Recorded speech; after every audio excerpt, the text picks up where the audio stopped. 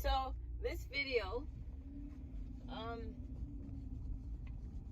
gonna call it "What Informs Your Decisions." So depending on what your beliefs are, your belief systems, and how you allow your mind to think. Okay, so whether your ego's controlling your mind or your spirit is directing your life and using your mind, that's what's going to inform your decision. So I've been saying this, well, this is what's informing your decision. And then so in the work that I do, that I love so much, I channeled a long time ago, emotions are not real, they are reactions to thoughts. And I used the event of my mother dying to make the point that when my mother died, if the thought I was holding was, I'm glad she's not suffering anymore, then I would experience relief. But if the thought that I'm holding is, she's only 57, 58 years old, this isn't fair, no one else had to go, she worked so hard, she's such a good person, and look at all these idiots that they get to live into like their 90s, and her dying makes everybody's life worse, and that person, if they just plan, look how many lives would be easier, so you could guess by this tirade which one I picked. So so depending on the thought that I'm holding, downstream of that is going to be an emotion that I'm experiencing. So if I'm relieved, if the thought is, well, she's not suffering anymore, it's the same event. My mom died, same event.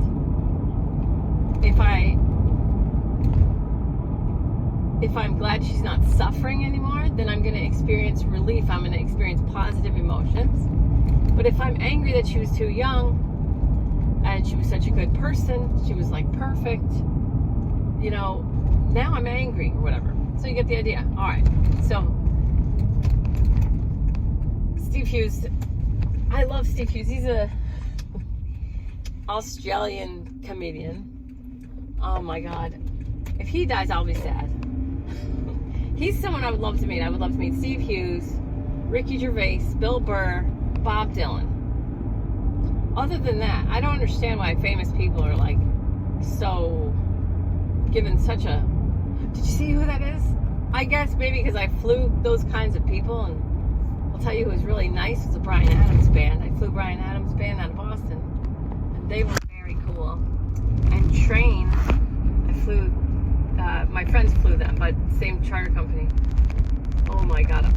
The lead singer of Train, I love him. Like, I could have hugged him for like... And you know who else I love? Steve-O from Jackass. I flew him on a United.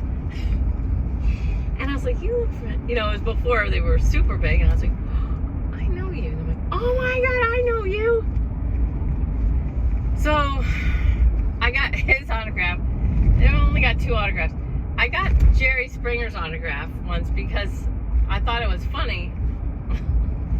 And my mother was like, did anyone see you? Oh my God, they're going to think we watched that show. I'm like, Mom, no one cares, But he seemed very nice. Cyndi Lauper threw a big tantrum. She paid for coach and wanted first class. Christina Aguilera was cool. She wanted an extra. I gave her my hot fudge sundae. She wanted an extra hot fudge sundae or something. I was like, that's cool. Like, instantly, I liked her more. I didn't really know her music at the time because it was a long time. It was a while ago, a long time ago actually now. But I was like, that's cool. She wants more hot fudge sundaes. That's awesome. So I never met her, but I gave her my hot fudge sundae. And that made me like her. So, everything is so arbitrary, really. All right. So, but who cares about famous people? I am so far off topic. All right. So, whatever beliefs you're holding informs your decisions. And if you know, famous people make you like, you know, then you're gonna like clamor. So that's what you're gonna do. Religion, religious belief systems, and you know, here's the thing: people are not understanding. I think I'm gonna make a different video. People are not really understanding what their beliefs are. They're thinking that they're facts. I watched this video a few days ago, and there was a question posed to an audience, but there were people also on stage, and it was in the UK, I believe. So the question posed to this group was, can you be gay and Islamic? And you had a woman in a hijab in one part of the audience, and then you had a guy wearing a hat. They were Islamic. They were Muslim. So Muslim, Islam. It's just so people understand. Muslim, Islam. So all Muslims are not Islamic. You got Sufi Muslims. There's all different types of Muslims. But Islam has a specific set of rules. It holds tight to the Quran, and it believes that Muhammad was perfect, and so you should do what Muhammad did. So if he married a 6-year-old and penetrated her at 9, then that's what you're supposed to do, because he was the perfect man. So live like him. All right. So here's this woman in a hijab who's actually Islamic saying you can't. It's and then they were like, and then this guy who was gay and Islamic, considered himself Muslim. He says, I was born this way and I can't choose not to be gay. She says, okay, but you can choose not to be Muslim. You don't have to be Muslim.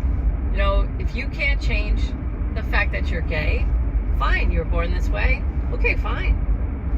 But then don't be Muslim, because, you know, she holds tight to the rules. There are consequences for being gay in Islam, which is throwing them off high places, throwing them off bridges and, you know, high buildings and whatnot. And then there was this other guy who was Islamic, and they were like, well, what do you think? And he says, you know, if he's gay, but then you can't act on it. So whatever's in your mind, you know, whatever's in your, what you want to do, like be gay, act gay, you can't do that if you want to be Muslim. You have to just not be with anybody then, and not tell anybody, and not do any of the things that a gay person would do. So then you got this, and then you have all these people standing up, and people kept cutting the woman in the hijab off. They wouldn't listen to her. And she's like, she practices her religion. Her religion is sacred to her, and she believes in it. And she's the one who studies it and knows it, and they're not listening to her. And there was some woman stands up, and she's like, well, I'm such and such a Christian, and I believe that everyone needs to just love everyone. And what did she say? She says, God made gay people, or God made people gay, so you have to just love them. And she gets thunderous applause. You know, she gets this applause. And the lady in the hijab's like, I'm not talking about that. I'm just trying. The question is, and then they keep cutting her off, acting like she's hateful. She's trying to speak to the question. She's like, this is the question that you posed. I'm answering this question. And the guy too, the guy who is a Muslim, he says, and you know, there isn't like, every Muslim isn't the same, because you had Muslim people. Majid Nawaz was on stage. He was one of the people on stage, and he's a Muslim reformer, and he gets hate from both sides, both inside the Muslim faith and outside the Muslim faith. He gets so much hate in trying to reform the religion, because he spent time in prison. He was actually very Islamic, and I don't know if he killed for his religion, but the thing is, the Christians that were with the thunderous applause, Christians and atheists and all the people, thunderous applause for trying to make this lady, you have to love them all, right? She's like, listen, you asked a question. So here's the thing.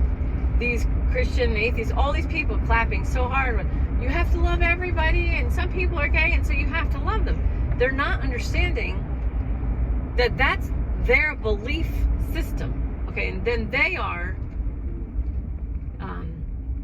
all words have assigned meaning. So we use, this is why Name Carly Baba says words are a minefield, because we all use the same words to communicate, but everyone has a different assigned meaning.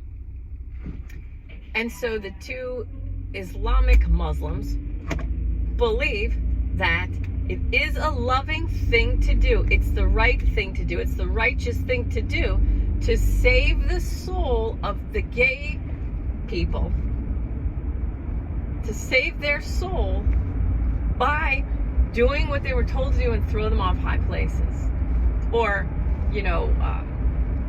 doing the right thing by honor killing their daughters and their sisters and their mothers for all different reasons. They believe, these belief systems inform their decisions to do what they do to gay people and do what they do to women and girls. It's informed by their belief systems, okay? So, and you could clap all day for the people saying love everybody. You could clap all day long. But you're really just not listening. You're not listening to the people who are answering the question that you pose, and then you're acting like you're right. And if you don't listen to people when they are trying to tell you the answer to the question that you asked, then you're just, that's fine. That's your valid choice of not listening. But that means you're not gonna understand, why do all these things happen in the world? Maybe you need to listen. Maybe if you listened, be skeptical but learn to listen, instead of just, talking at people.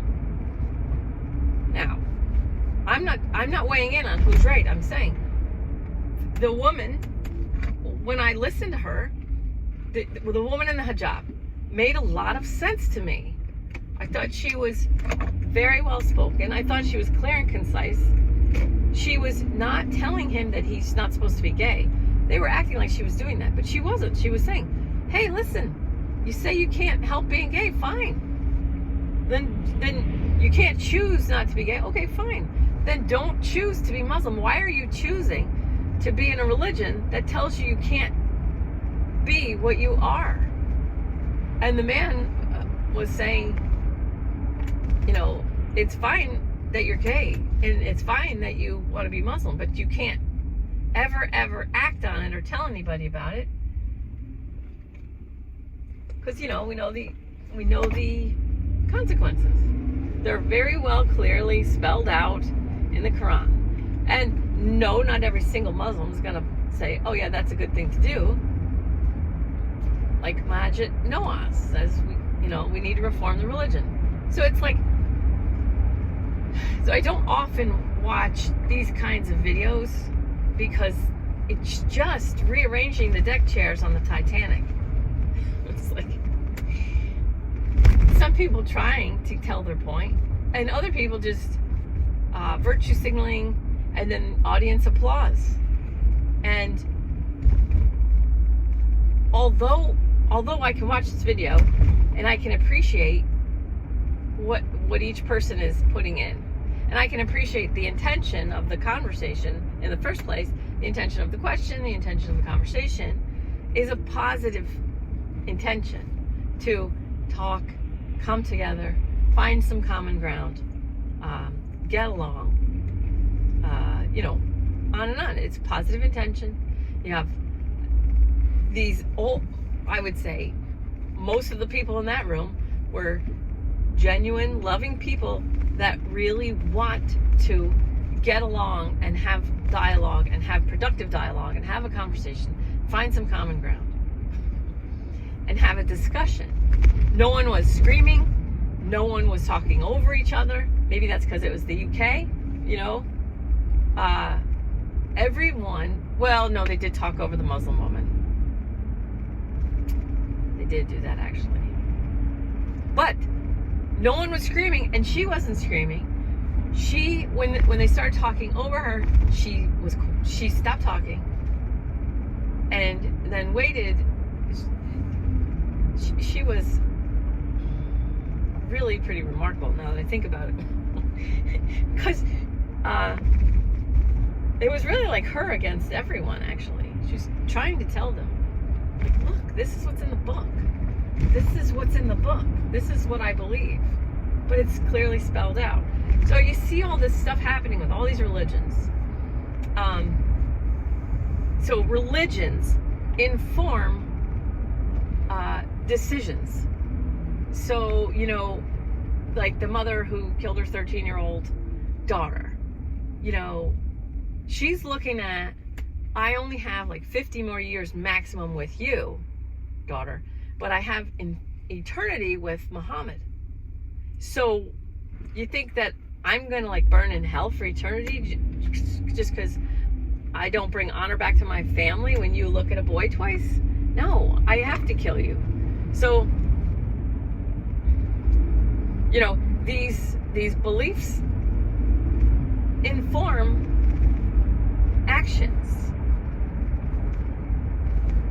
Okay. Now, I used to hang glide with a bunch of people, and our landing zone was at the end of a road. Actually, yeah, it was at the end of a road. I was going to tell you the name of it, but I don't really want to do that. And before you turn down the road, there's this house across from the road to the landing zone. There's a house there. And in the house was this guy, perfectly fine, normal human. He thought we were all idiots. He wasn't an angry person.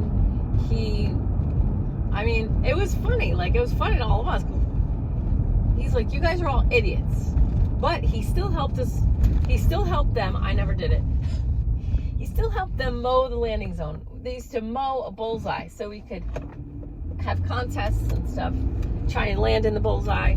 So he would help mow the bullseye, but he was always like, you know, he'd eat our burgers.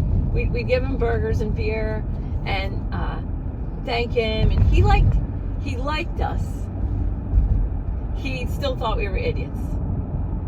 So it's like, you guys are such idiots, right? For doing that, for hang gliding. It's so dangerous. So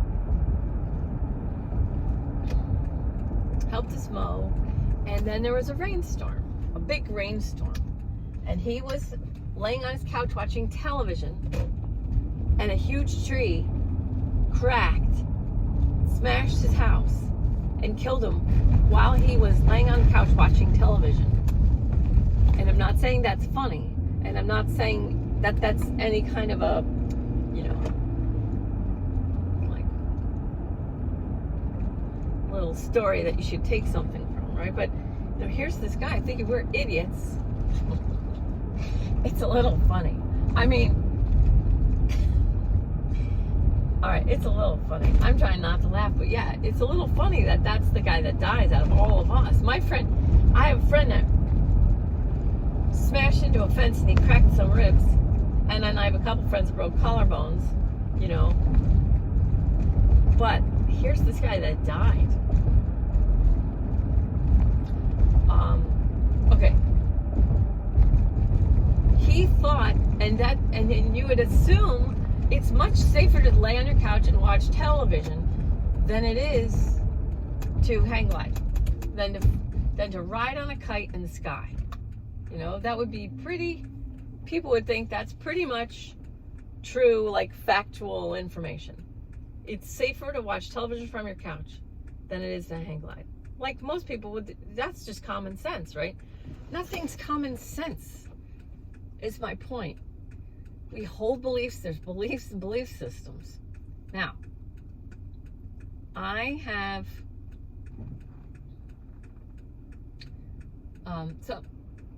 okay, let's see, how to start. All right, so I just helped somebody recently, within the past week, who's going through a hard time, blurted out their whole story really fast. So in my mind, I was going to give her 7, 8 minutes. Okay, so I decided I have 7, 8 minutes to donate. Or 10 minutes. Okay, well, first I was like 5, 6, 7. Then I did 10, and I was like, okay, now I can't shower. So in the moment while we were talking, I was going through my mind, like, now I can't shower. So by helping this person, I removed my time allotted for showering. But it felt like the right choice. In the moment, I decided, okay, I'm going to continue talking to her. So I spent this time telling this person, I was going through a hard time. I said, look, don't cling to the old paradigm. Okay? I hear what, and I validated whatever she's going through. And I said, don't cling to the old paradigm right now. Things are changing. You know about the Vatican? Yes. Okay, so if you understand, things are shifting now. And you see what's happening all over the world? Yes, she does know. So I said, okay, so you see that there's a paradigm shift coming. It's coming globally, but it's also coming, it's macro world and micro world. So whatever's outside is inside. I have to look up cardinal. Okay. So I said, you have an idea of who you think you are, and that is informing your decisions to stress and run in, go find another crappy job, right? Because this is who I am. This is who I am. I'm this person that does this. I'm this person that works hard. I'm this person. So that informs your decision of who I am means that I have to stress right now, and I have to go back to what I know. All right. I said, there may be a higher potential you that exists if you stop running back to who you think you are. So just when you catch yourself wanting to run back to who you think you are, just say, I'm open to, a higher potential, higher vibrational life. It's a little funny because she's like, I don't know what you mean by vibration, but it made perfect sense. And then, well, anyway, so I get to see her today. So I saw her today, and I stopped because I know where she lives, and I was like, hey, there's something dangerous. But anyway, before I got to tell her that, she's like, you changed my life. I wrote you a card. It's in your mailbox. I haven't read it yet, but 7, 8 minutes with this human, and she feels like I changed her life. Okay, that's fine. Changed your life, right? So hearing that, it now lets me know that the choice that I made with my heart, whenever it was that I talked with her about not showering, so I gave up one shower. I traded one shower in my whole life. I traded a shower for this person's time, to spend time with this person, and now she feels like she's on a completely different path or trajectory or a happy outcome, whatever. Okay?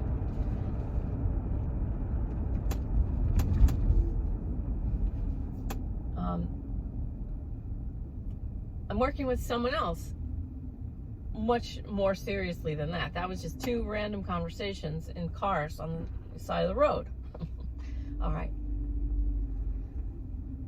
I'm working with someone else now that I think had a wish or a thought that they wanted to be like me someday, something like this.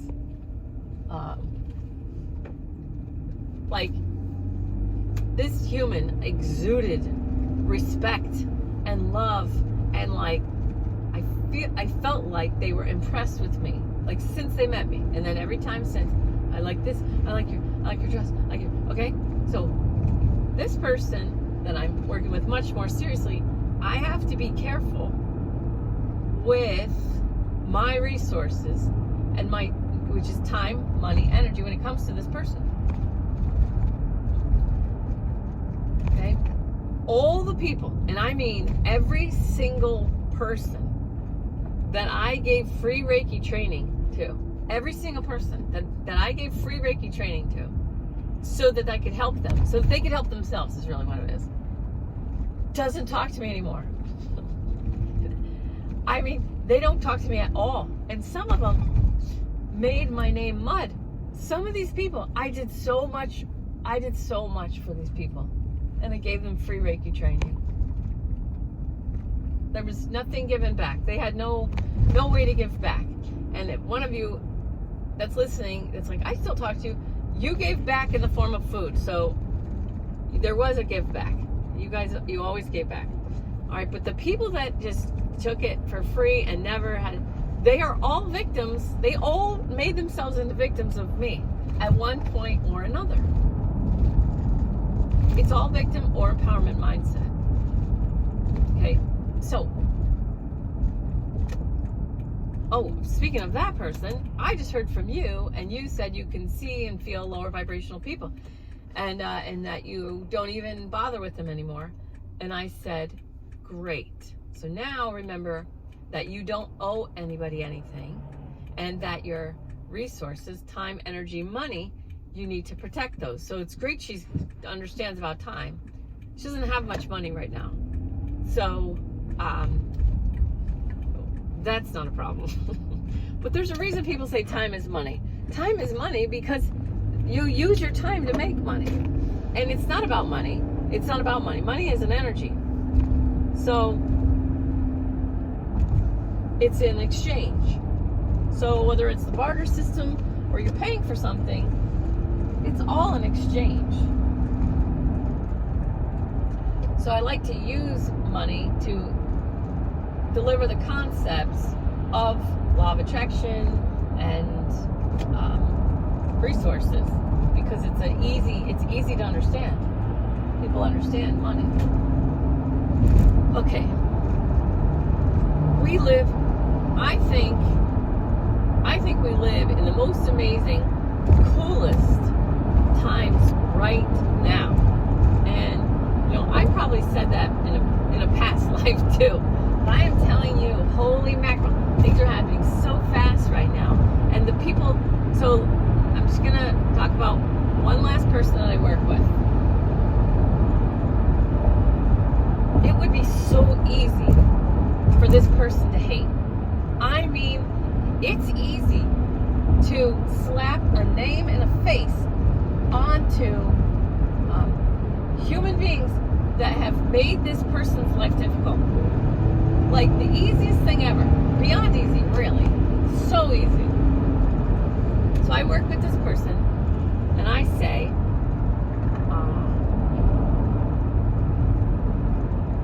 you cannot hate. I know I'm asking a lot of you. I know that I'm asking a lot of you. But you cannot hate. And even though you have this name and a face, that's completely irrelevant. It's absolutely irrelevant. Because if it weren't those names, faces, people, it would be some other name, face, people. It doesn't matter. So when I first started working with this person, I said, we're not going to use the names of the people. We're going to use the roles that they play in your life to speak about, to talk about everything. We're just going to use the roles that they play, because if it weren't that person named that with that face, it would be somebody else, right? All right.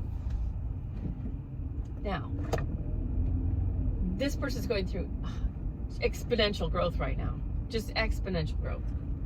So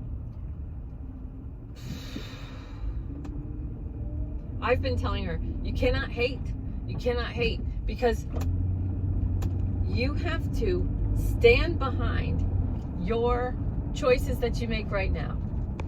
And my mom always said, you don't know anyone till you've seen them with their back against the wall. So with my first fiance, my mom's like, my first fiance, okay, I was in love with him since I was 7 years old. I was in love with this kid, like, never ended. I loved him since we were 7. I dated other people. I never thought I could have them, But I used to write I was in 2nd grade writing my first name with his last name. I wanted to marry him so badly. 2nd grade. He used my hula hoop, and I was like, I'm never washing this again. Like, because his germs were on it. Anyway, that was my first fiance. My mom said, I don't see it. I just don't see you guys together. And I was like, what are you even talking about? She says, you have to spend 4 seasons with a person, and you have to fight. You have to see how somebody fights. And before you ever get married, you have to. And I said, well, we never fight. She goes, well, that's a problem, because you can't not fight in a marriage. Like I say before, marriage is the most powerful spiritual life coach program that exists on the planet. So, lo and behold, Mom was right. The way that this guy fought with me was to say horrible things just to make me stop talking, like crushing things. Anyway,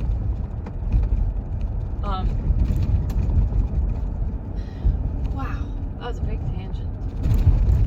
You're welcome.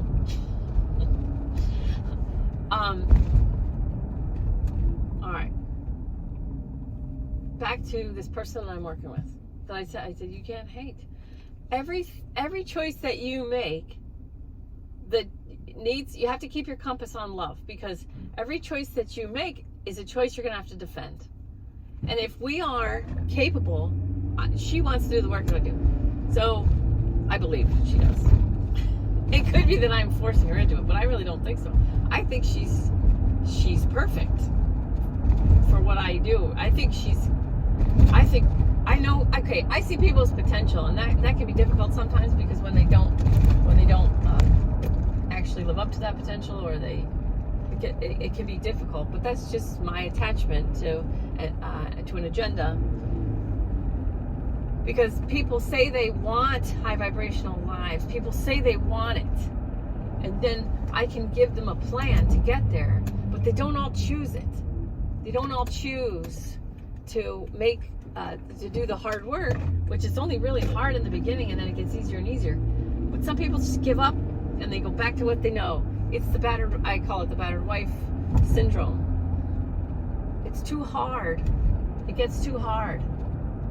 And it's like, oh, if people only knew, like, oh, you were so close. Oh, you were so close. It was about to get easier, and then you just went back. So I call that the battered wife syndrome. And but it's a spiritual battered wife syndrome. So I see people's potential, and I can write them a plan and give them the action steps to get there. And more often than not, they set out on it, and more often than not, they give up, which is totally fine, because I bless their free will choice to do that. And just because I see them give up doesn't mean that they're not gonna do it someday. Whatever. So some people say, "Oh, Carly, you planted a seed." It's like, okay, well, whatever. It's not my business. I love Dr. Phil's. It's none of your business what other people think about you or say about you. It's none of your business what other people think about you. So, totally fine. This client, I say, you have such a high potential that it's going to be hard. And I'm willing to be there for you, but you have to do it. So I can only give the resources, whether it's the 8 minutes with the person in the car, or $10 for something, if I ever go to cities, if I see people with signs, please give me money somehow, I ask my heart, because not everybody is your person to help. Some people are, some people aren't.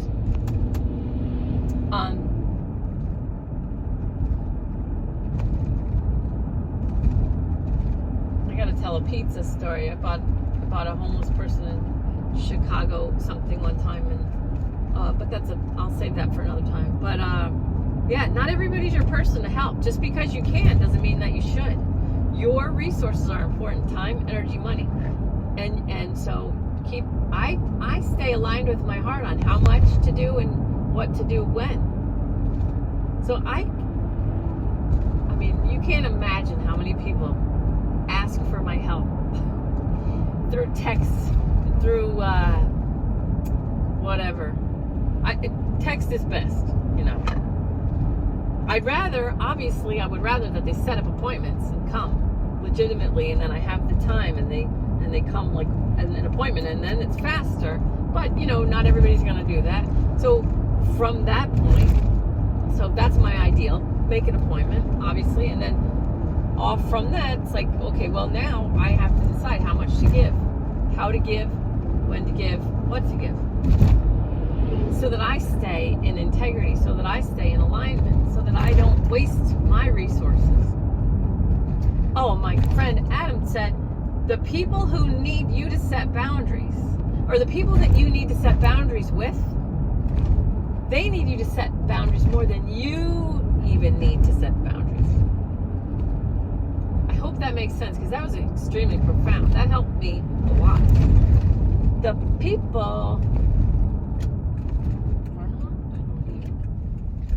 people that you need, the people that you need to set boundaries with, they need you to set those boundaries more than you need to. I'm telling you, keep that in your mind. And just because I can doesn't mean I should. Because maybe I'm disempowering and enabling somebody. Okay. All right. So this person, I say, keep your compass set to love. And no matter how much anybody hurts you or whatever's happening now, you're in it. Just like when I ran off that hang gliding hill, when I ran off, that choice was made. There's no turning back. Now you have to fly and land safely. You can choose then at that point never to fly again if you want, right? But the choice is made. So this person I'm working with, she's made certain choices that have gotten her to where she is. So there's always choices. Always choices, victimhood or empowerment. But as long as you're doing what you know is the most right thing, the best right thing, the clearest, most right, most loving action that you can do. And then I said something to her about someone that's given us both problems, and I said, that wasn't loving. She goes, well, she made excuses for me because she loves me. Well, you were this and that. I'm like, it doesn't matter. I just created a bullet for that person to put in a gun to shoot me with, because I can do better. They can't, maybe. You know, forgive them, Lord, they don't know what they do. That's so true. But I can do better. So, I mean, I'm not going to hit myself with the stick, but I am going to let myself feel the remorse for saying and thinking something that wasn't loving. I'm not proud of that thought. I'm not proud of that, what came out of my mouth to her, you know. So that means I need to feel the remorse. Feel it to release it. Feel the remorse. Let myself feel it, but then release it. So don't do that again. Maybe those people, you know, whoever I said something unloving about didn't hear me, but that doesn't matter because I heard me. I heard me. You know? So. Wow. Somebody's driving a convertible. That's great. I freaking love freedom. Oh my God, I love freedom. Oh my God. Which takes us back to your beliefs inform your decisions. What beliefs do you hold? What beliefs are you having that this is hard, or they're mean, or I need to do this? Why? Do you really need to? Do you feel free? What beliefs do you feel like changing to create more freedom for yourself? Right? What can you see if you think somebody's mean or somebody's bad or somebody's victimizing you, or what's happening? Or are you doing it to yourself? I need to get back to da-da-da. I need to go back to da-da-da. Right? What beliefs are you holding that clip your own wings? That cut your own freedom? I'm not just talking about religion. I'm talking about everything. I I had someone else, a totally different, totally different thing about their parents. I have to do that because these are my parents. All right? Okay, well, maybe do you have to? Or maybe should your parents understand that you have a larger calling? You know, what if that? I said to Neem Karoli Baba before, I channeled Neem Karoli Baba for people for a couple hours months ago. And I said to him in the morning, I woke up, I swear to God, I woke up, my eyes opened, and I was laying there, and I said, what if I'm scared? And he said, what if this is what you were born to do? I mean, he's not saying that it was. He's just saying, what if it is? What if this was what you were born to do? It's like, what do you believe? Do you believe that you're scared? Do you believe that you're born to do it? You're still doing it. You're still going to do it. You have all these people coming to your house in a certain amount of time. So what beliefs do you want to hold? Do you believe you were born to do it, or do you believe you're scared? Or do you believe this is a scary thing to do? Or do you believe that you should be scared? Right? So, like, what beliefs are informing your decisions? And from there, can you change them to create more freedom for yourself? So I had a thought. This is how I'm really going to end. I had a thought. My thought was,